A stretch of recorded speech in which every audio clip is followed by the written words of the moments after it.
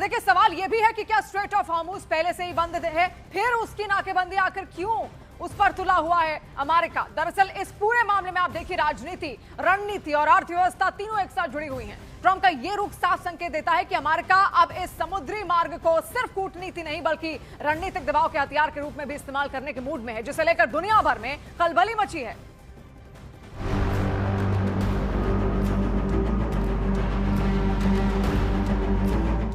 Diplomacy fail, शुरू हो गया ट्रंप का खेल। ट्रंप का ऑर्डर, हॉर्मुज़ लॉक, युद्ध अनलॉक। ईरान से नो टॉक, ट्रंप ने किया एटम लॉक। हॉर्मुज़ में टोलबाजी, विश्व युद्ध कराएंगी। इस्लामाबाद में टॉक फेल होते ही ट्रंप पूरी तरह से एक्शन में आ गए हैं। वॉशिंगटन में ट्रंप का वॉर रूम फिर एक्टिव हो गया है। ट्रंप ने अपने सलाहकारों से बैठकें शुरू कर दी है। इसके बाद ट्रंप ने जो ऐलान किया उससे पूरी दुनिया में हड़कंप मच गया है। Other nations are working so that Iran will not be able to sell oil, and that will be very effective. But what we want to do is we want to, and again, we don't need it. What we notice and what we see and what I think is maybe my idea, maybe not, I don't know. But there are many boats heading toward our country to fill up with oil and then go and take it. Trump के इस ऐलान के तुरंत बाद middle east में मौजूद America की नौसेना एक बार फिर एक्शन में आ गई है। इस वक्त मिडिल ईस्ट में अमेरिका ने 4 विमान वाहक युद्धपोत तैयार कर रखे हैं। यूएसएस अब्राहम लिंकन जो अरब सागर में तैनात है, यूएसएस गेराल्ड आर फोर्ट जो अभी रेड सी के पास एक्टिव है, यूएसएस जॉर्ज डब्ल्यू बुश जो ओमान की खाड़ी में मौजूद है। इसके साथ साथ अमेरिका ने USS Boxer, USS Tripoli, USS San Diego, USS New Orleans जैसे डिस्ट्रॉयर को भी मिडिल में तैनात कर रखा है। ये सभी विमान वाहक पोत स्ट्राइक ग्रुप्स के साथ ईरान को घेरने के लिए पूरी तरह से तैयार है। अमेरिका ने यूएसएस रोनाल्ड रीगन या यूएसएस जॉर्ज वॉशिंगटन को भी तैयार रहने को कहा है। मतलब साफ है, अमेरिका ने युद्ध की तैयारी एक बार फिर शुरू कर दी है। प्रेसिडेंट डोनाल्ड ट्रंप ने आज बोल दिया कि ब्लॉकेट करेंगे, पूरा ब्लॉकेट करेंगे। और उसके साइंस नजर आ रहे थे कि इनके डिस्ट्रॉयर्स वगैरह नॉर्थ अरेबियन सी में आ चुके हैं। अब ये जो नॉर्थ अरेबियन सी में डिस्ट्रॉयर्स आएंगे और इसके बाद जब ये ब्लॉकेट की बात कर रहे हैं, इसका मतलब नो ट्रैफिक। अमेरिका अब समंदर में नाकाबंदी के लिए अपने जंगी जहाजों और कई युद्धपोत का इस्तेमाल शुरू कर चुका है। अमेरिका ईरान के तेल से होने वाली कमाई को रोक देगा। ईरान का तेल व्यापार पूरी तरह से ठप करने का प्लान है। ईरान की अर्थव्यवस्था तेल की सप्लाई पर ही निर्भर करती है। अगले कुछ दिनों में ईरान अगर अमेरिका से समझौता नहीं करता है तो ट्रंप तेहरान पर फिर से हमला कर सकते हैं। लेकिन उससे पहले दूसरे तरीकों को भी आजमाया जा रहा है। पहला प्रहार ईरान की अर्थव्यवस्था पर करने की योजना है। ईरान से तेल सप्लाई बंद होने से उसके मित्र देशों पर भी असर पड़ेगा। हॉर्मुज़ को मुक्त कराने के लिए अमेरिका खार्ग द्वीप की घेराबंदी करने की भी योजना बना रहा है ताकि ईरान तेल का निर्यात न कर सके। अमेरिका ऐसी स्थिति लाना चाहता है कि ईरान मजबूर हो जाए। अमेरिका को दोबारा जंग की भी आशंका है।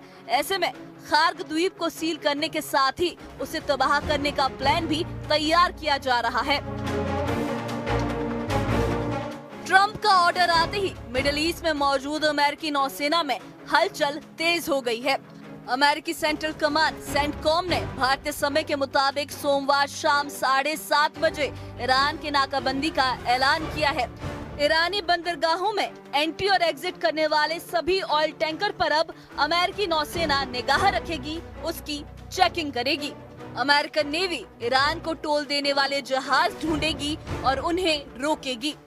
अमेरिका ने धमकी दी है कि अगर कोई जहाज ईरान को टोल देगा तो अमेरिका भी उससे टोल लेगा। युद्ध के समय जिस तरह ईरान हॉर्मुज़ से टोल लेने पर अड़ा है, उससे बड़े सवाल खड़े हो रहे हैं। सवाल ये है कि क्या ये मैरीटाइम लॉ का उल्लंघन नहीं है? मैरीटाइम लॉ यानी समुद्र में आवाजाही से जुड़े कानून की इसमें भूमिका क्या होती है? कैनाल से गुजरने पर क्या होता है? युद्धपोत और पनडुब्बी को लेकर नियम क्या अलग होता है? तो टोल नहीं लगा रहा है वो बोल रहा है आप जाइए, जो ट्रैफिक सेपरेशन स्कीम है उसके अंदर माइन है, और वो कहता है कि आप नॉर्थ साइड से मेरे पास से आएंगे तो मैं गारंटी करता हूं कि आप सेफ निकलेंगे। एंड ही चार्जिंग $1 पर बैरल। काम खत्म। वो सेफ्टी के, वो अपनी अपनी फोर्स लगा रहा है, आपको सेफ पैसेज दे रहा है। It is not a toll, it is the facilitation money.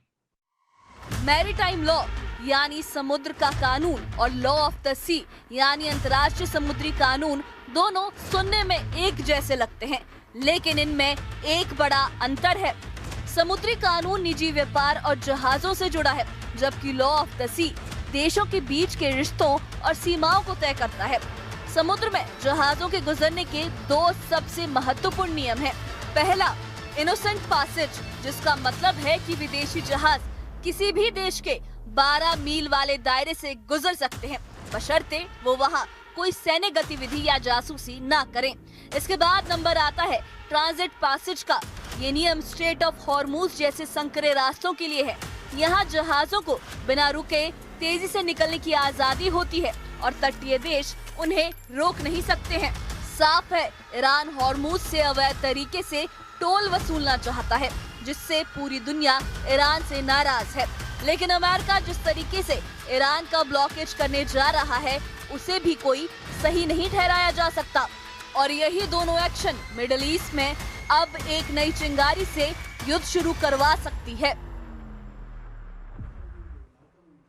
और देखिए, IRGC ने भी यहाँ पर कुछ कहा है। उनका कहना है कि कोई भी सैन्य जहाज किसी भी नाम या फिर बहाने से अगर हॉर्मुज़ जलडमरू मध्य के करीब आने की कोशिश करता है तो उसे संघर्ष विराम का उल्लंघन माना जाएगा और उसके साथ सख्ती से निपटा जाएगा। तो सीधी चेतावनी यहाँ पर दी जा रही है। जिस तरीके की परिस्थितियां लगातार स्ट्रेट ऑफ हॉर्मुज़ पर बनती हुई दिख रही हैं, IRGC ने भी अपनी चेतावनी जारी कर दी है। सैन्य जहाज किसी भी नाम या फिर बहाने से अगर हॉर्मुज़ जलडमरू मध्य के करीब आने की कोशिश करता है तो उसे संघर्ष विराम का उल्लंघन माना जाएगा। क्योंकि सीधे देखिए, अमेरिका ने ये कहा था कि संघर्ष विराम वो कर रहे हैं 2 हफ्ते का। अब 2 हफ्ते तक तो मान्य बिल्कुल भी होता हुआ देख यहाँ पर रहा नहीं है। और आप देखिए किस तरीके से आप जो नागरिक जहाज वहां से गुजरने की कोशिश कर रहे हैं, उनके लिए एक बहुत बड़ा संकट है। और इस संकट में पूरी दुनिया उलझी है, क्योंकि अमेरिका और इजरायल ईरान के खिलाफ जंग को जारी रखना चाहते हैं। और सबसे बड़ी बात तो यह है कि तीनों देश हॉर्मुज़ को लेकर कई प्लानिंग भी कर रहे हैं। अमेरिका हॉर्मुज़ पर कब्जा कर अपने कंट्रोल में उसको लेना चाहता है, क्योंकि ट्रंप ने नाकेबंदी का ऐलान कर दिया। ईरान हॉर्मुज़ में टोल बूथ बनाकर यहां से गुजरने वाले जहाजों से टोल वसूलना चाहता है। हालांकि इजरायल की रणनीति थोड़ी सी अलग है और वो विकल्प के बारे में भी यहां पर सोच रहा है। और यही वजह है कि इजरायल पाइपलाइन डेवलप करने की सोच रहा है। लेकिन पाइपलाइन डेवलप करना इतना आसान नहीं है।